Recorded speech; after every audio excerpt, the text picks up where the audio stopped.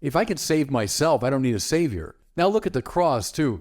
The one who can save us, entering in every possible sense into our brokenness, thereby to heal it. That's what the church fathers saw. That was key to Christianity. If Jesus Christ is Lord and Savior, now we have Christianity. We have our problem that's so fundamental that we can't solve it has been solved by the one who can. Hello, everybody, and welcome back to the channel. In this clip, Bishop Barron and Tom Holland are having a discussion around Pelagius and Augustine, and it gave Bishop Barron an amazing opportunity to reflect upon Jesus, who Jesus is, what he has actually done for us. He says that, the reason Jesus comes is because we need salvation. So let's get the whole context here. Let's hear out Tom Holland and his explaining of history. He actually ties this Pelagian view to how he thinks society functions nowadays. He thinks we live in a Pelagian society where the virtues have gone wrong. And then Bishop Barron is going to pick up on that, and he's going to explain, this is a very big issue still today. But then he gets back down to kind of more of that theological salvation history and just gets to brilliantly explain to this crowd who Jesus is. Let's go, and I'll see you on the flip side. We live in a Pelagian age now. So Pelagius, the great kind of opponent of Augustine, who became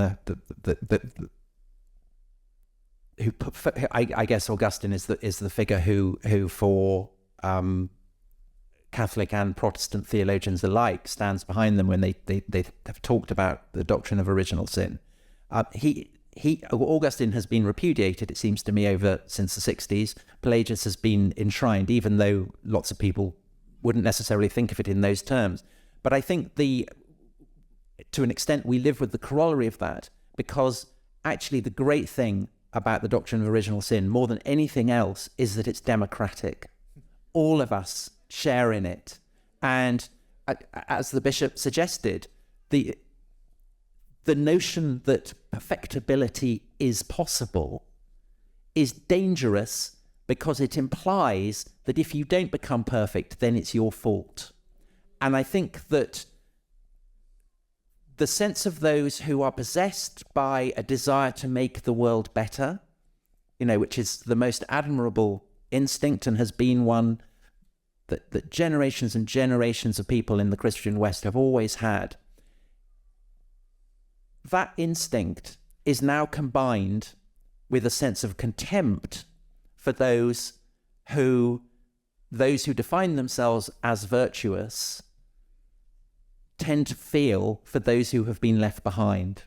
And so I think that the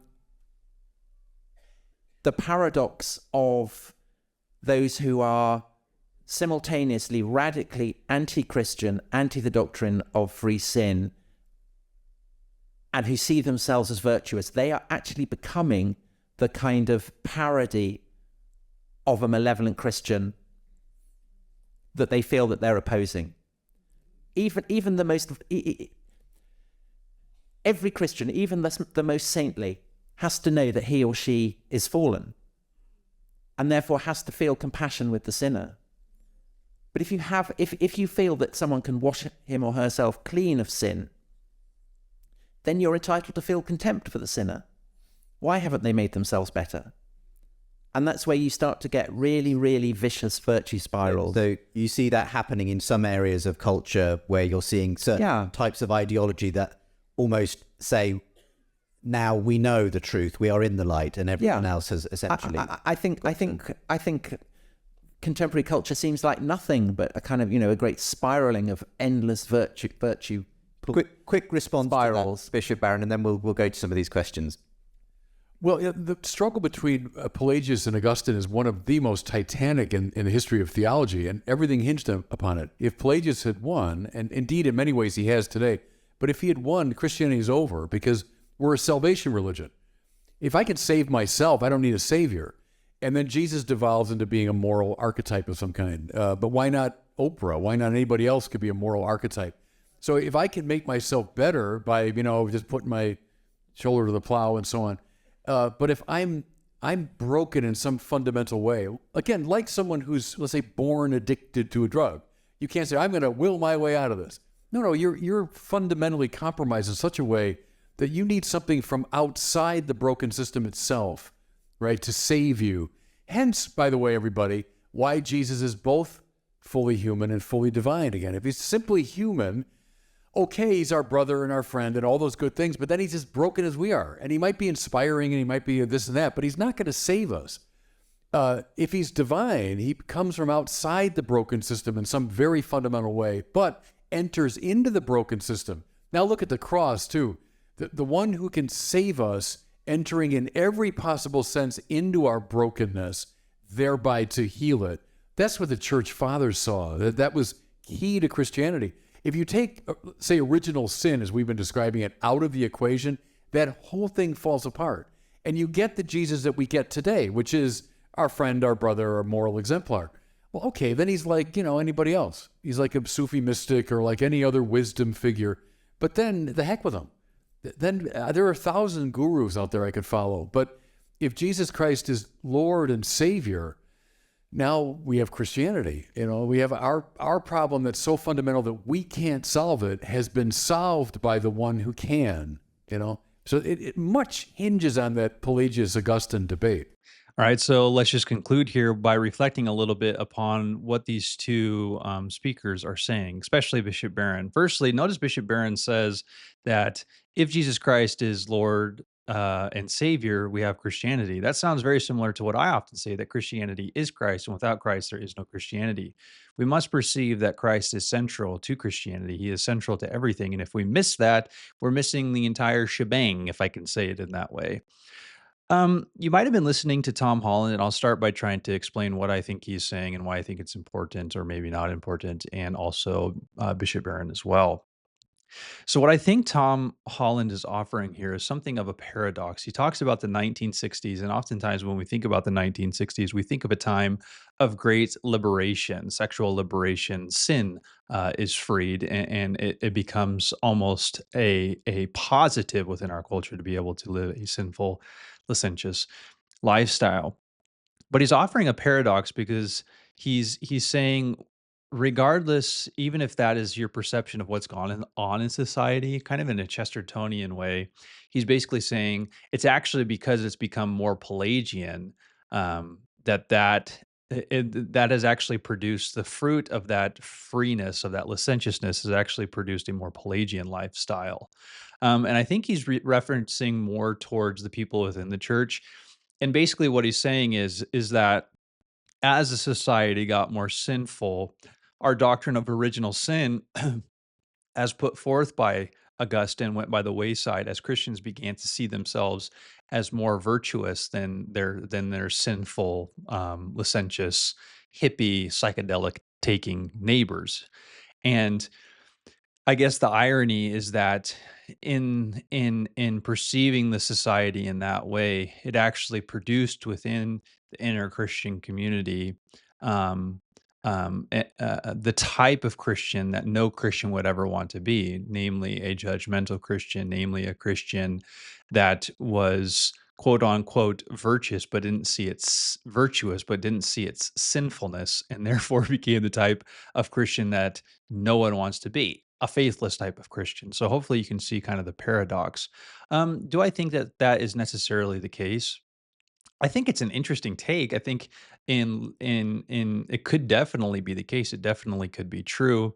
He does seem to be championing something of, kind of a modern ethic, empathetic liberal ethic, I guess we could say, of what Christianity is ultimately supposed to be. It's supposed to be kind of morally exemplary. It's supposed to be outreaching to the sinner. It's supposed to be empathetic with the human condition, which is sinful, and that's kind of his entire point. It makes us much more capable of getting along with one another, etc. Is that the best way to view the doctrine of original sin as something democratic? No, it's not. It's fundamentally a theological claim about the fallenness of human nature. And of course, since we are fallen, we need a solution. We need a salve. We need a savior, right? And I think that that is where Bishop Barron kind of picks up on this. So instead of seeing it historically, instead of seeing it in a humanistic way, we're all humans and we have this condition, which of course is true. It's much more about the fact of, since that is the case, we need a savior. So rather than looking to humans, let's look to Jesus. And, Christianity is a salvation religion. And if Pelagius would have won out, that means we wouldn't be looking to Jesus for our salvation. We would be looking to ourselves for salvation. And so I just hope that, I guess I would say that I see the beauty in both sides. I understand a little bit of where each one is coming from, but I think that the theological answer that Bishop Barron provides is way, way, way more to the point of what is necessary to understand about sin, original sin, what is necessary to understand about Christianity and its outworkings. I think, yeah, kind of what Tom Holland is doing here is something akin to what Jordan Peterson does with the Bible, kind of a psychological reading of the Bible. Tom Holland's kind of having a psychological, historical, and theological view of what's going on within society. Very similar. And the answer, I think, is always something more of a theological um, understanding, right? The I guess the main issue with what Holland is saying would be something like, the reason we need a doctrine of original sin is that we can all see that we're in the same boat, and so that we can be empathetic with each and every person that we come encounter with. And I don't think that that is how we relate. We don't relate with other people because we're sinners. I think that's a fundamental theological problem. No, rather, we relate to other people precisely because they have found Jesus. And in finding Jesus and being united to him and therefore united to everyone else, it's kind of that recapitulated head, that early church fathers view, as Bishop Barron is talking about. Then and only then will there actually be harmony, because the way that we actually get out of the mess we're in is not by being sinners and just agreeing that everybody's sinners, but by being saints. Okay, I think we got to something of a conclusion.